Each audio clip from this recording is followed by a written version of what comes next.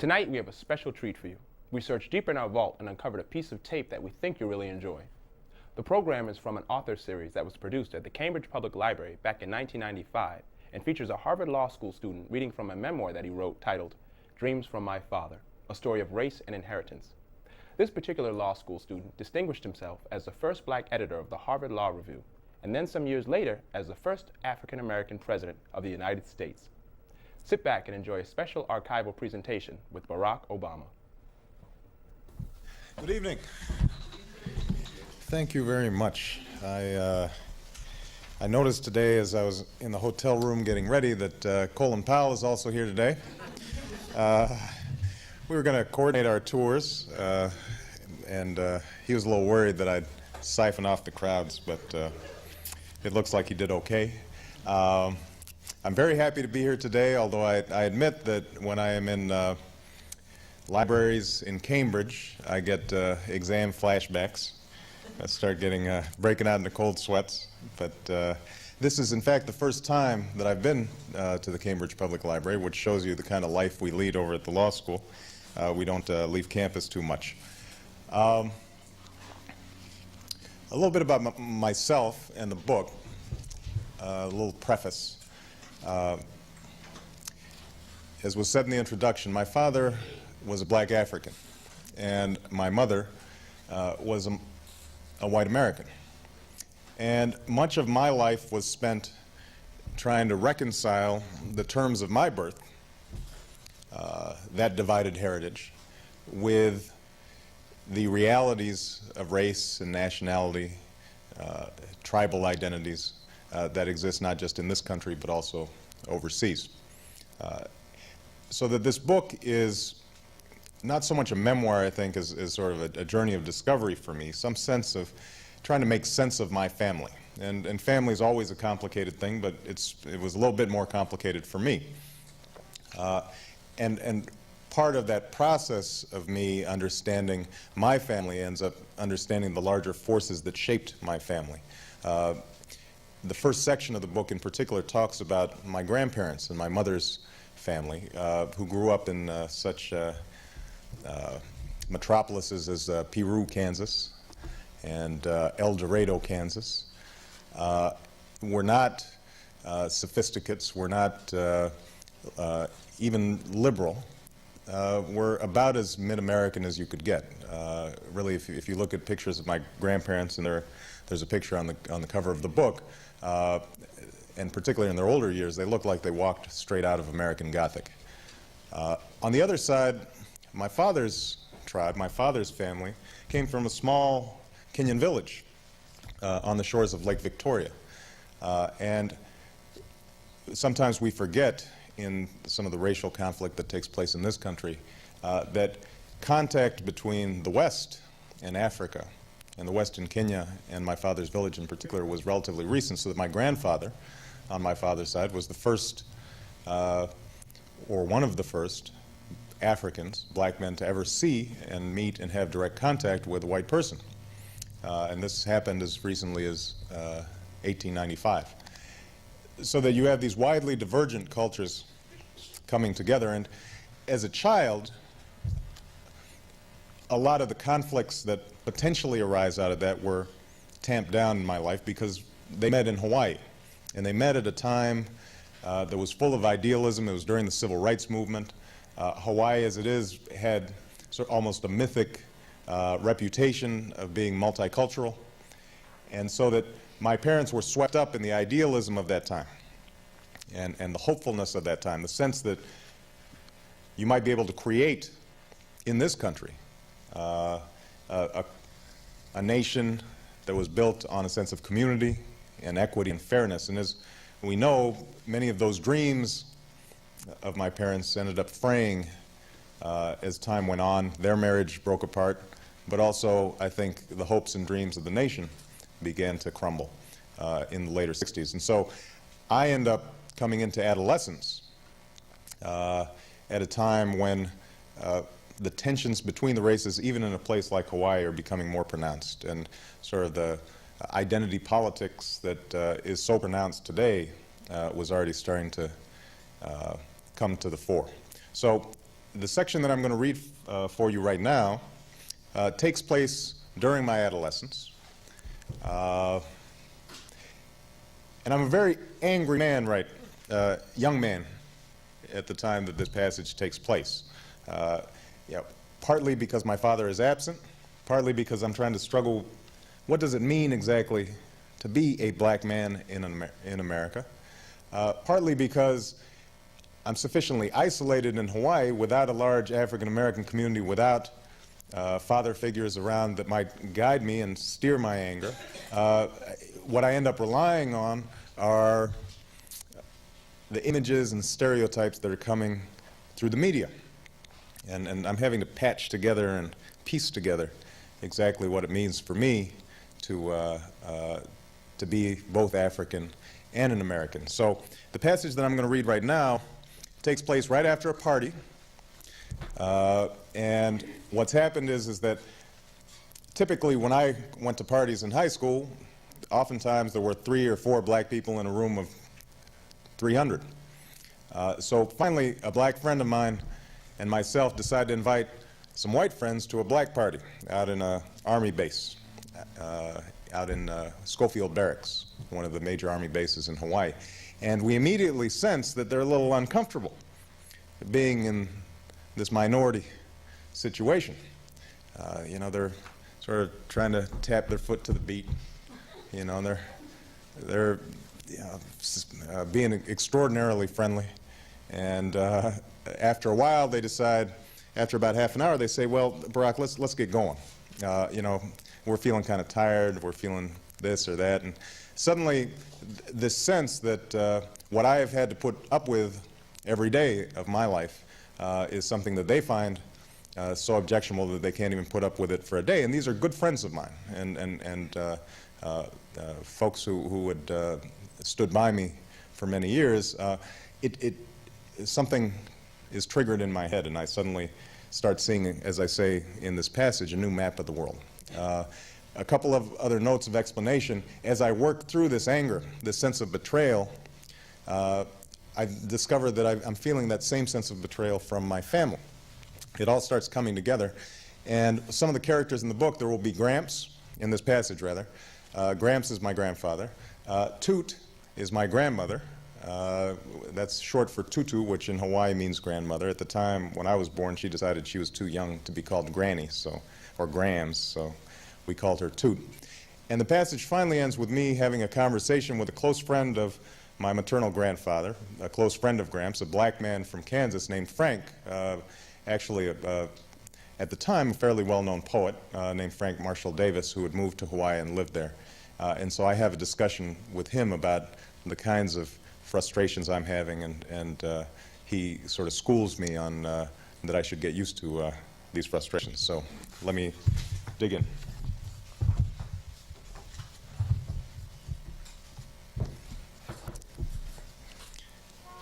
We started down the road towards town, and in the silence, my mind began to rework Ray's words that day with Kurt. All the discussions we'd had before that, the events of that night. And by the time I had dropped my friends off, I had begun to see a new map of the world, one that was frightening in its simplicity, suffocating in its implications. We were always playing on the white man's court, Ray had told me, by the white man's rules. If the principal, or the coach, or a teacher, or Kurt wanted to spit in your face, he could, because he had power and you did not. If he decided not to, if he treated you like a man or came to your defense, it was because he knew that the words you spoke, the clothes you wore, the books that you read, your ambitions and desires were already his. Whatever he decided to do, it was his decision to make, not yours, and because of that fundamental power he held over you, because it preceded and would outlast his individual motives and inclinations, any distinction between good and bad whites held negligible meaning. In fact, you couldn't even be sure that everything you had assumed to be an expression of your black unfettered self, the humor, the song, the behind-the-back pass, had been freely chosen by you. At best, these things were a refuge. At worst, a trap. Following this maddening logic, the only thing you could choose as your own was withdrawal into a smaller and smaller coil of rage, until being black meant only the knowledge of your own powerlessness and your own defeat. And the final irony, should you refuse this defeat and lash out at your captors, they would have a name for that too, a name that could cage you just as good, like paranoid, or militant, or violent, or nigger.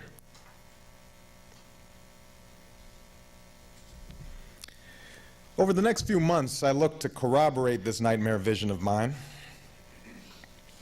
I gathered up books from the library, Baldwin, Ellison, Hughes, Wright, Du Bois. At night, I would close the door to my room, telling my grandparents I had homework to do, and there I would sit and wrestle with words, locked in suddenly desperate argument, trying to reconcile the world as I had found it with the terms of my birth. But there seemed to be no escape to be had. In every page of every book, in Bigger Thomas and Invisible Men, I kept finding the same anguish, the same doubt, a self-contempt that neither irony nor intellect seemed able to deflect. Even Du Bois' learning and Baldwin's love and Langston's humor eventually succumbed to its corrosive force. Each man finally forced to doubt art's redemptive power. Each man finally forced to withdraw, one to Africa, one to Europe, one deeper into the bowels of Harlem, but all of them in the same weary flight, all of them exhausted, bitter men, the devil at their heels. Only Malcolm X's autobiography seemed to offer something different. His repeated acts of self-creation spoke to me the blunt poetry of his words. His insistence on respect promised a new and uncompromising order, martial in its discipline, forged through sheer force of will. All the other stuff, the talk of blue-eyed devils and apocalypse, was incidental to that program, I decided. Religious baggage that Malcolm himself seemed to have safely abandoned towards the end of his life. And yet, even as I imagined myself following Malcolm's call, one line in the book stayed with me. For he spoke of a wish he'd once had, the wish that the white blood that ran through him there by an act of violence might somehow be expunged. I knew that for Malcolm, that wish would never be incidental. I knew as well that traveling down the road to self-respect, my own white blood would never recede into mere abstraction. So I was left to wonder what else I would be severing if and when I left my mother and my grandparents at some uncharted border. And two, if Malcolm's discovery towards the end of his life that some whites might live beside him as brothers in Islam seemed to offer some hope of eventual reconciliation, that hope appeared in a distant future, in a far-off land. Where were the people who would work towards this future and populate this new world? After a basketball at the university one day, Ray and I happened to strike up a conversation with a tall, gaunt man named Malik, who played with us now and again. Malik mentioned that he was a follower of the Nation of Islam, but that since Malcolm had died and he had moved to Hawaii, he no longer went to mosque or political meetings, although he still sought comfort in solitary prayer. One of the guys sitting nearby must have overheard us, for he leaned over with a sagacious expression on his face. "Y'all talking about Malcolm, huh?" "Malcolm tells it like it is, no doubt about it." "Yeah," another guy said, "but I tell you what, you won't see me moving to no African jungle anytime soon. Or some goddamn desert somewhere sitting on a carpet with a bunch of Arabs. No, sir. And you won't see me stop eating no ribs either. Gotta have them ribs. And pussy too. Don't Malcolm talk about no pussy? Now you know that ain't gonna work." I noticed Ray laughing and looked at him sternly. "What are you laughing at?" I said to him. "You never even read Malcolm. You don't even know what he says." Ray grabbed the basketball out of my hand and headed for the opposite rim. "I don't need no books to tell me how to be black," he shouted over his head. I started to answer, then turned to Malik, expecting some words of support. But the Muslim said nothing, his bony face set in a faraway smile. I decided to keep my own counsel after that, learning to disguise my feverish mood. A few weeks later, though, I awoke to the sound of an argument in the kitchen. My grandmother's voice barely audible, followed by my grandfather's deep growl. I opened my door to see Toot, that's my grandmother, entering their bedroom to get dressed for work. I asked her what was wrong. Nothing. Your grandfather just doesn't want me to drive me to work this morning, that's all. I entered the kitchen and saw Gramps was muttering under his breath. He poured himself a cup of coffee as I told him that I'd be willing to give Toot a ride to work if he was feeling tired. This was a bold offer, for I did not like to wake up early. He scowled at my suggestion. That's not the point. She just wants to make me feel bad. I'm sure that's not it, Gramps. Of course it is. He sipped from his coffee. She's been catching the bus ever since she started at the bank. She said it was more convenient. And now, just because she gets pestered a little, she wants to change everything. Toot's diminutive figure hovered in the hall, peering at us from behind her bifocals. That's not true, Stanley. I took Toot into the other room and asked her what had happened. A man asked me for money yesterday while I was waiting for the bus. That's all? Toot's lips pursed with irritation. He was very aggressive, Barry. Very aggressive. I gave him $1 and he kept asking. If the bus hadn't come, why, I think he might have hit me over the head. Gramps was rinsing his cup when I returned to the kitchen. His back was turned to me. Listen, I said, Gramps, why don't you just let me give her a ride after all? She seems pretty upset. By a panhandler? Yeah, I know, but it's probably a little scary for her seeing some man block her way. It's really no big deal. He turned around and I saw now that he was shaking. It is a big deal. It's a big deal to me. She's been bothered by men before. You know why she's so scared this time? I'll tell you why. Before you came in, she told me the fellow was black. He whispered the word. That's the real reason why she's bothered. And I just don't think that's right.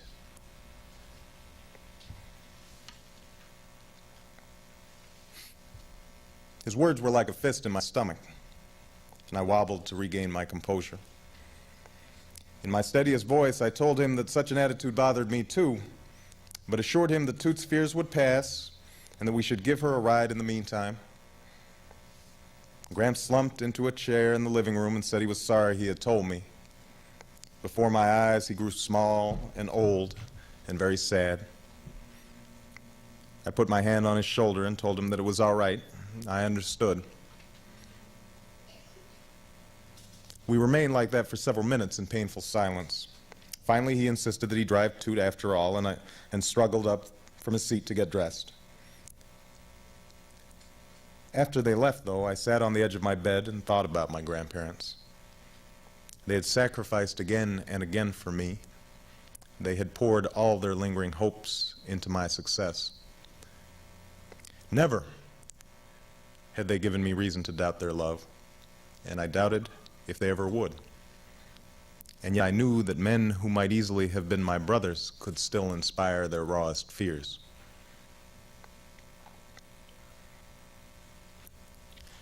That night, I drove into Waikiki, past the bright-lit hotels and down towards the Alawai Canal. It took me a while to recognize the house with its wobbly porch and low-pitched roof. Inside, the light was on, and I could see Frank sitting in his overstuffed chair, a book of poetry in his lap, his reading glasses slipping down his nose. I sat in the car, watching him for a time, then finally got out and tapped on the door. The old man barely looked up as he rose to undo the latch. It had been 3 years since I'd seen him. "Want a drink?" he asked me. I nodded and watched him pull down a bottle of whiskey and 2 plastic cups from the kitchen cupboard. He looked the same, his mustache a little whiter, dangling like dead ivy over his heavy upper lip, his cut-off jeans with a few more holes and tied at the waist with a length of rope. "So how's your grandpa?" "He's all right." "So what are you doing here?" I wasn't sure. I told Frank some of what had happened. He nodded and poured us each a shot. "Funny cat, your grandfather," he said. "You know, we grew up maybe 50 miles apart?" I shook my head. "We sure did. Both of us lived near Wichita. We didn't know each other, of course. I was long gone by the time he was old enough to remember anything. I might have seen some of his people, though. Might have passed them on the street. If I did, I would have had to step off the sidewalk to give him room. Your grandpa ever tell you about things like that?" I threw the whiskey down my throat, shaking my head again. "No," Frank said. "I don't suppose he would have. Stan doesn't like to talk about that part of Kansas much. Makes him uncomfortable. Why, he told me once about a black girl they hired to look after your mother. A preacher's daughter, I think it was. Told me how she became a regular part of the family. That's how he remembers it, you understand. This girl coming in to look after somebody else's children, her mother coming in to do somebody else's laundry, a regular part of the family." I reached for the bottle, this time pouring my own. Frank wasn't watching me now. His eyes were closed, his head leaning against the back of his chair, his big wrinkled face like a carving of stone. "You can't blame your grandfather for what he is," Frank said. "He's basically a good man.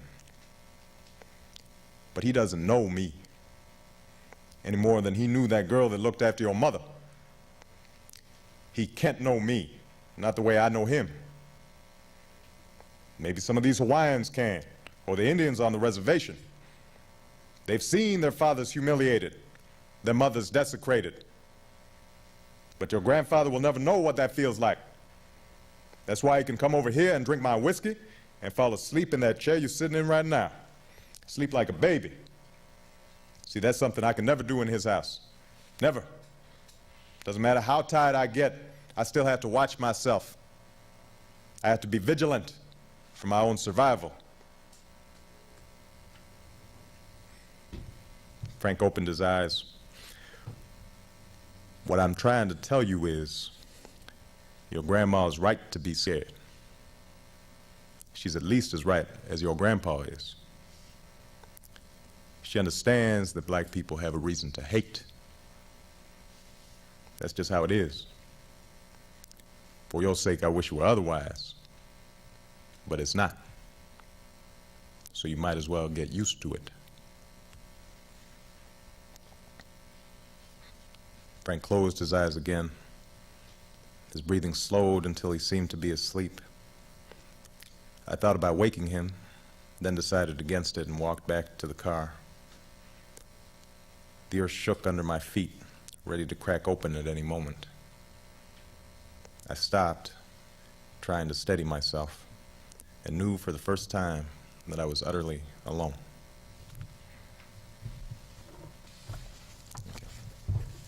Thank you.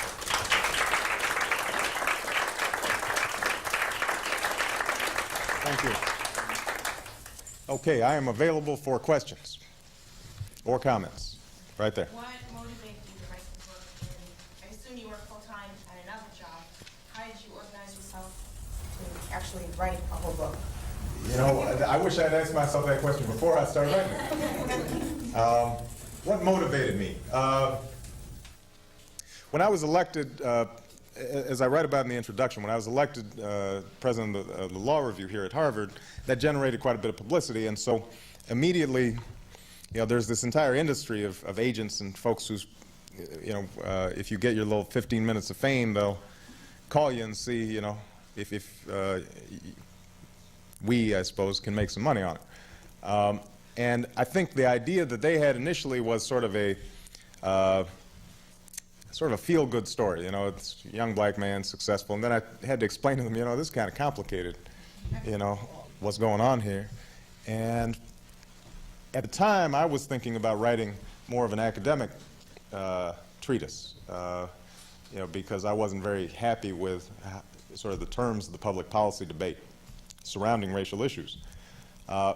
What happened is, as I began to write it, and I had been keeping journals for quite some time. What I realized is that if I had anything unique or useful to offer, that it probably had more to do with the stories of my life. What I realized, and partly this comes from my background as a community organizer, where the way you organize community, give them a sense of solidarity or meaning in their lives, a lot of times has to do with sharing stories.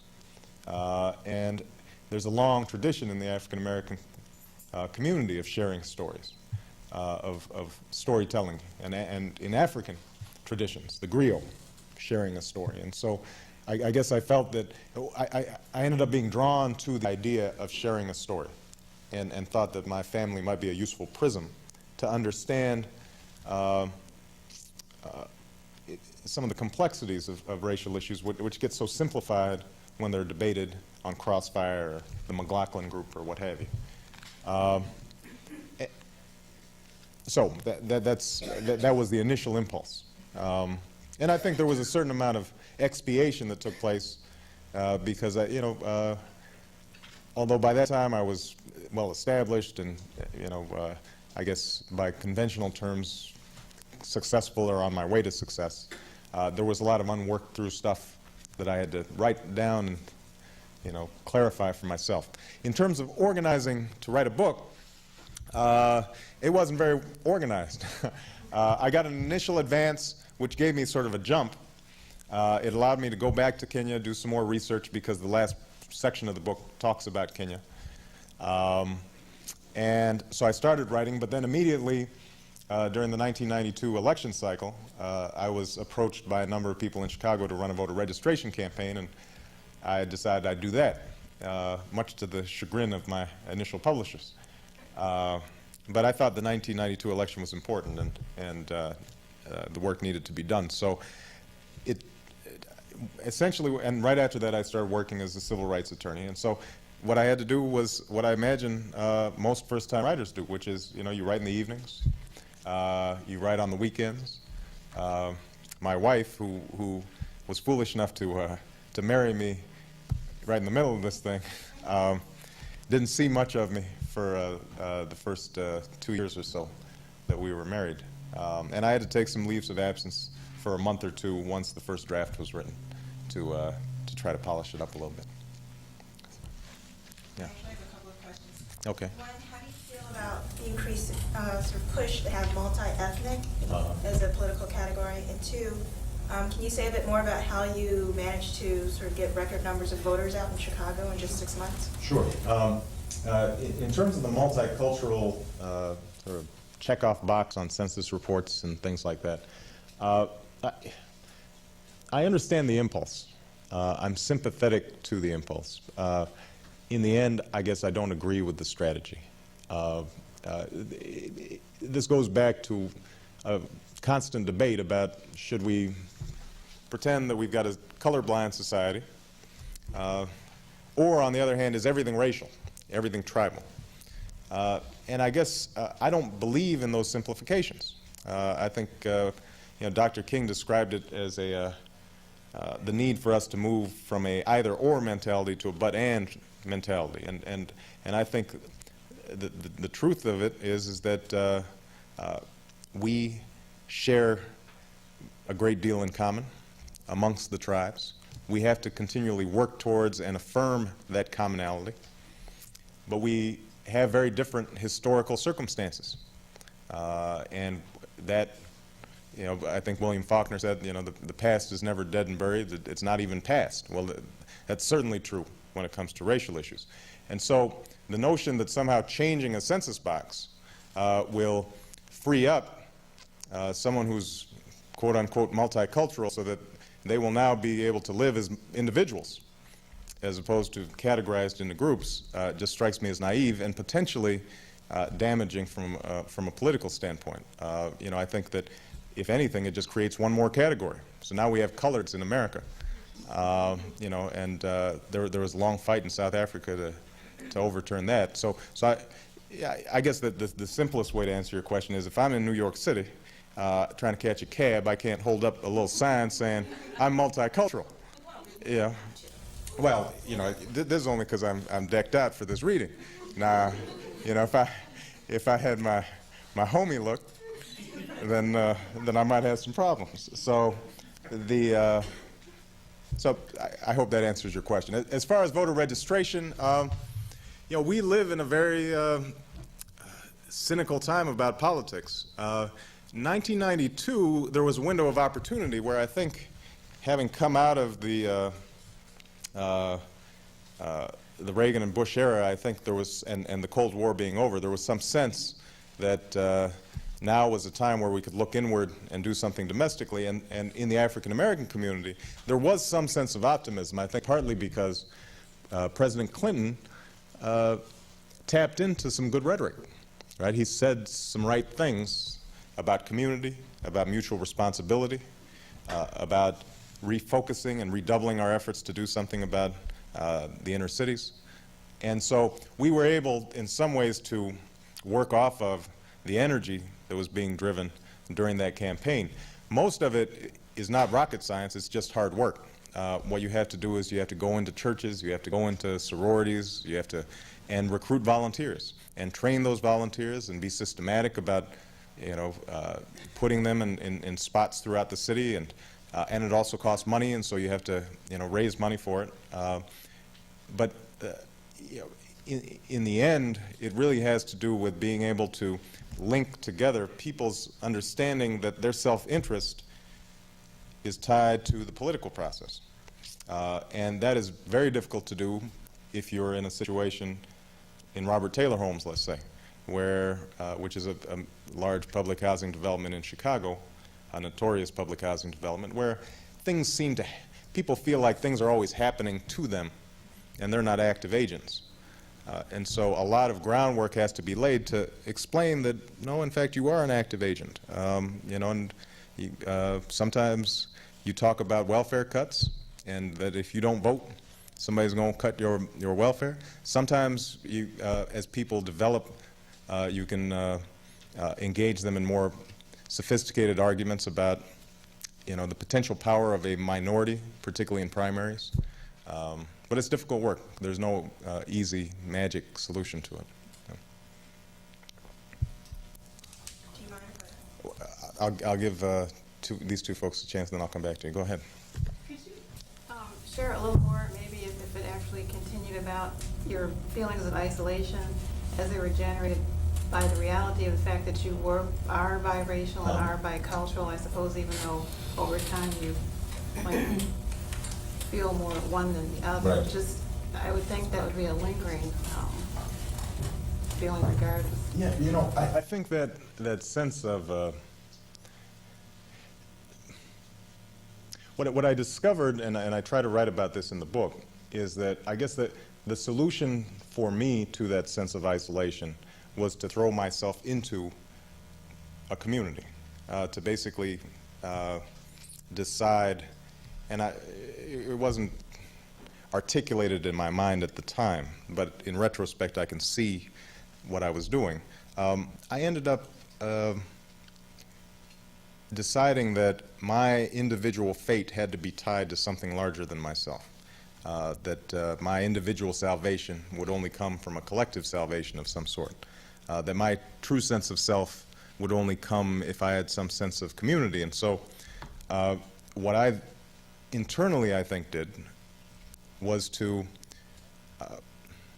sort of reach back into that period of time that my parents came together, the civil rights movement. And I think I internalized a sense that this country had, that this nation had in the early 60s, that we could transform community, that we could break isolation. I think part of the impulse for my parents marrying each other, you've got a white woman from a lower middle class background in a small starched, you know, town in Kansas. Now she marries an African. Well, something's going on there. I mean, part of what's going on, and she's, you know, the most wonderful woman I know. And part of what was going on with her was she's trying to break out of the isolation and stultification and constraints of her upbringing. My father, on the other hand, he's trying to break out of his own sense of isolation. He is a transitional figure someone who's moving essentially from the 18th century directly into the 21st, out of a small Kenyan village into, a Harvard PhD program, in one fell swoop.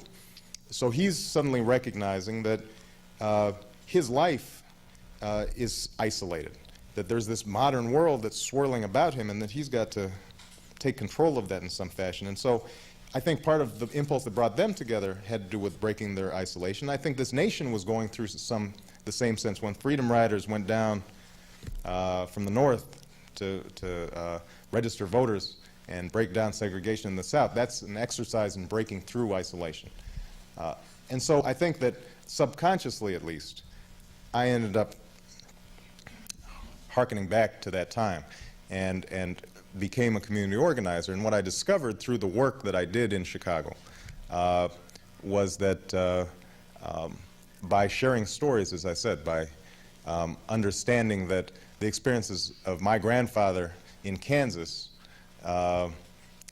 who sort of had an unsavory past, and his father left him and left his mother. His mother ended up committing suicide. He was always sort of, I guess what might be considered poor, white trash. That his story, his needs, his hungers weren't that different from a young man that I'm looking at, an 18-year-old in Chicago, whose father's left him and whose mother's maybe smoking crack, and he's trying to make his way, and I'm working with him. Once you start seeing those stories and digging beneath the surface, then you can reclaim a connection.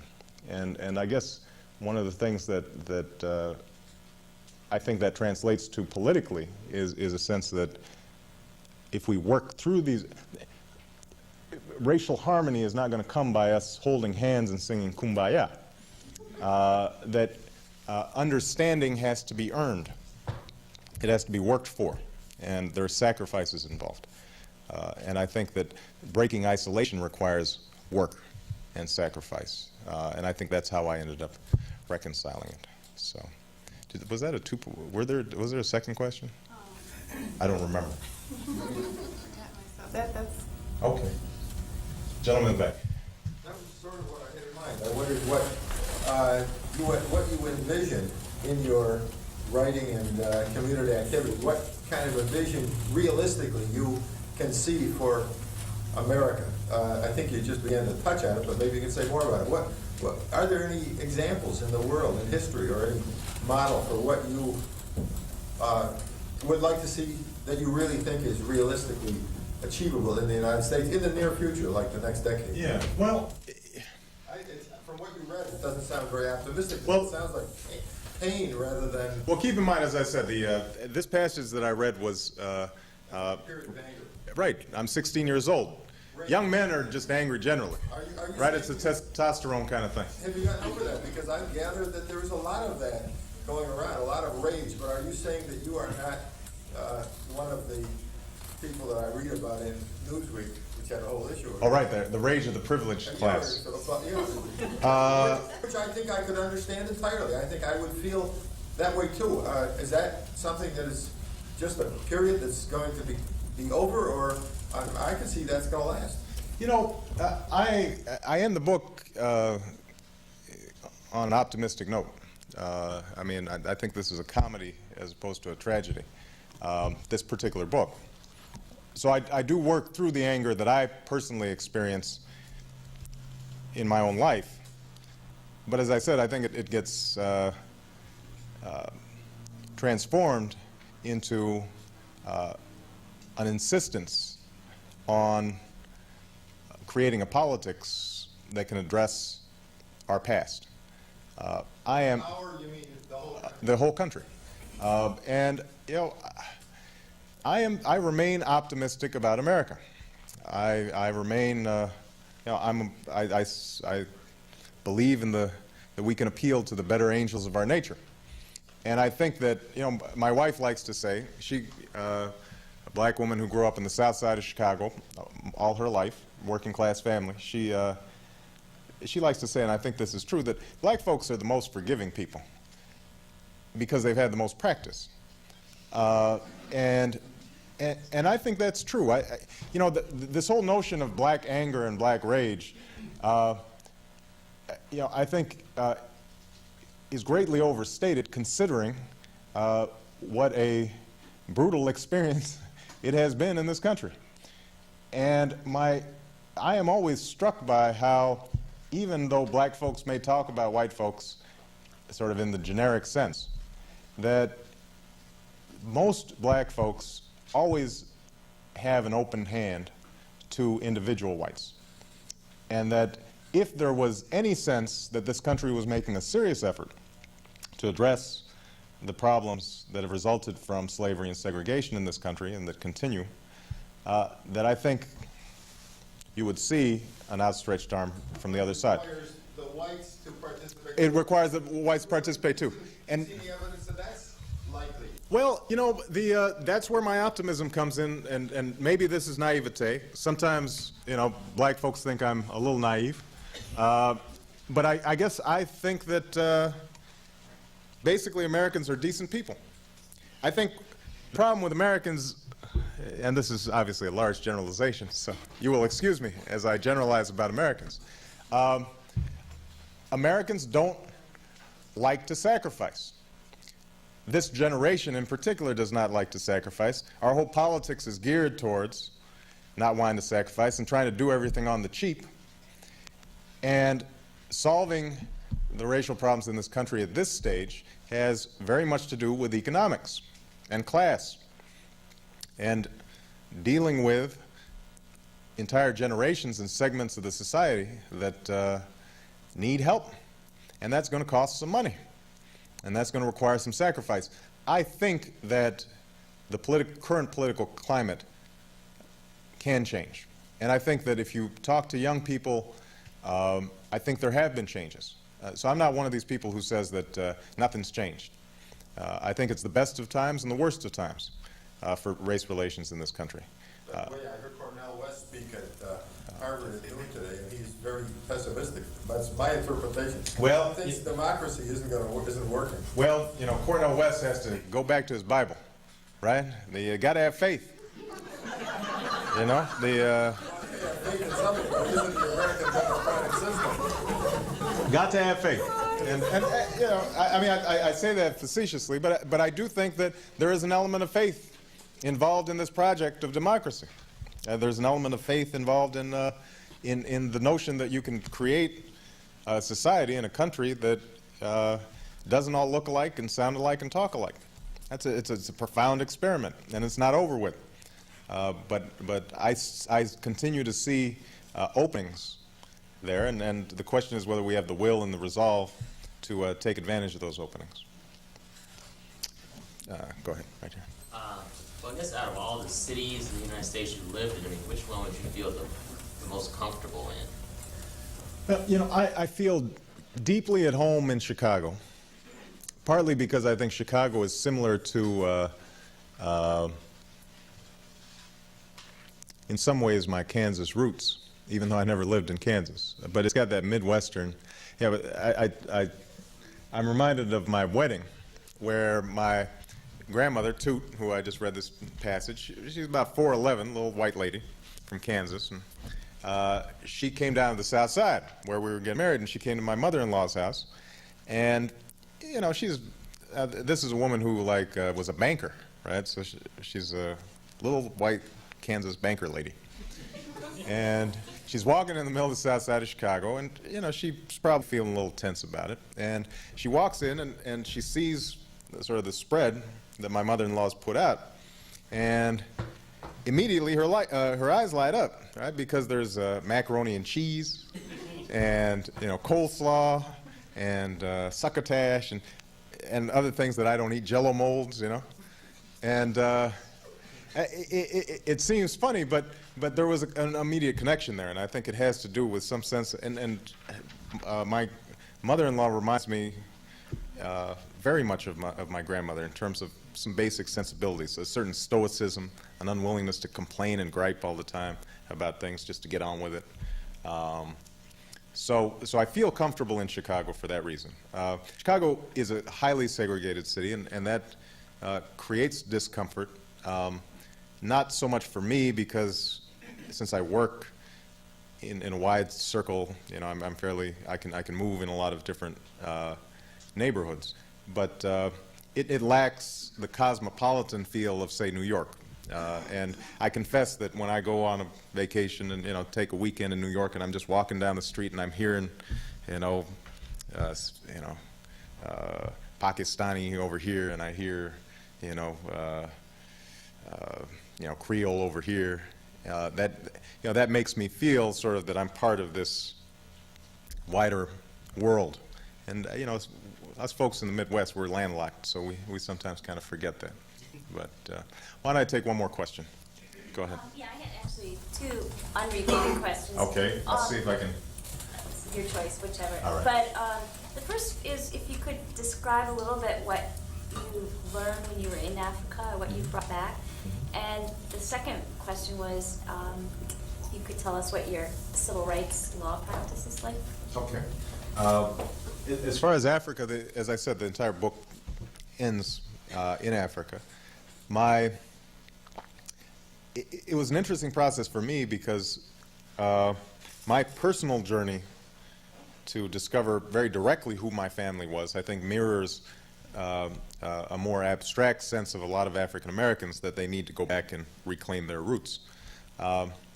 And a further parallel exists because in the same way that I think I had looked at my father as sort of an idealized image, so does the African American community, I think, tend to idealize Africa, look at it through rose-tinted glasses, if it thinks about it at all. Now, part of that is counteracting years of feeling ashamed about Africa. So, going back, I think, for me,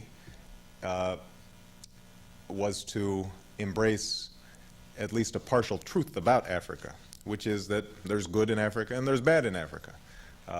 There's great joy and much to be learned from Africa, but that there's also much to be discarded about certain African traditions. A very specific example is the sexism that exists in Africa, which I think debilitates the country. So,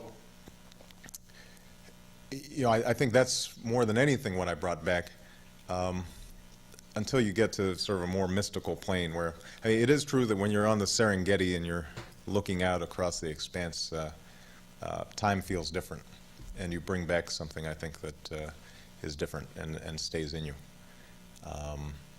But I know, for example, I took my wife back, and as I said, she grew up in the south side of Chicago, and what she realized was that she was an American. I think very profoundly she realizes. Now she's a very beautiful, regal, African-looking, brown-skinned sister.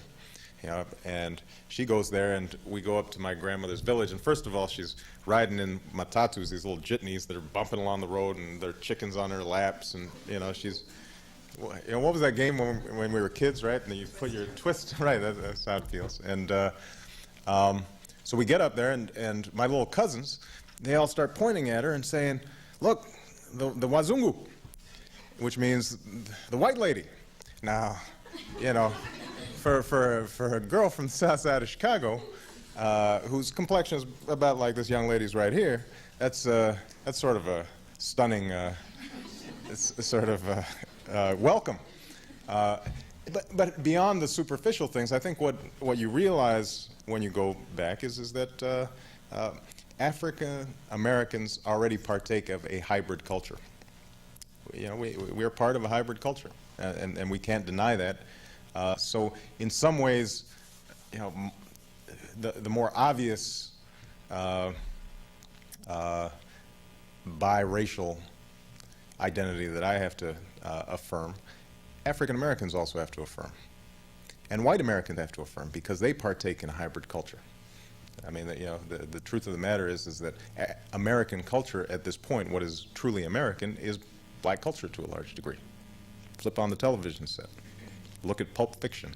You can choose whatever examples you want. It's had a profound influence on this entire nation, and it has to be affirmed. In terms of my civil rights practice, it's hard. It's hard right now because Reagan and Bush appointed judges that are not sympathetic to civil rights laws. And one of the things that I always try to emphasize is, there is so much debate about affirmative action, and very little talk about enforcement of anti-discrimination laws. It is incredibly hard to bring a discrimination suit these days in the courts. Incredibly hard. First of all, you've got corporations who are willing to spend $500,000, $750,000, $1 million worth of legal fees to defend one case. You've got a black plaintiff or a woman plaintiff on the other side who, if she can find a lawyer who's willing to take the case on contingency, is still looking at $40,000, $50,000, $100,000 worth of just costs. These aren't legal fees, just costs. They get worn down, and then you have a court that has cramped readings of existing laws. And so, I just finished a case where a black man who was the only black employee in a sales force of 150, the first week on the job, his manager, who is now the CEO of a company, which is a Fortune 500 company, pointed to him while standing next to a customer and said, "See, I don't have to worry about the EEOC. I've got my nigger in the window." Said, and this is not uncommon. And so, the conservatives have been very effective in using the moniker politically correct to sort of beat back the progress we've made in terms of decency and civility. But I think that well-meaning citizens would be well served to take a look at anti-discrimination laws and how they're being enforced, because at least theoretically, most conservatives still say that they believe in anti-discrimination laws. They just don't believe in affirmative action. In practice, however, it's very hard to apply those laws in a just and equitable way.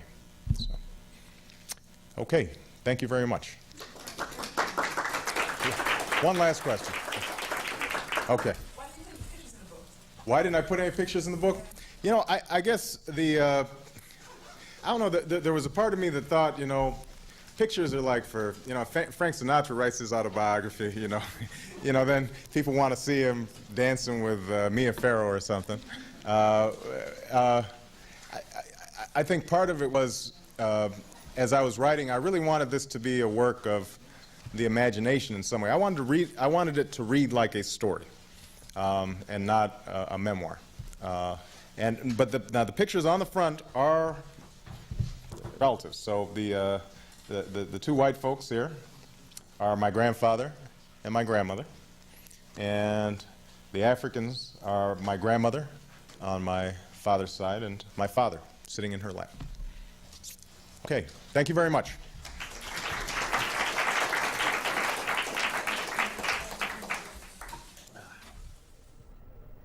We hope you enjoyed this special archival presentation from our Video Vault. For the staff of 22 CityView, I'm Richard Keynes. Good night.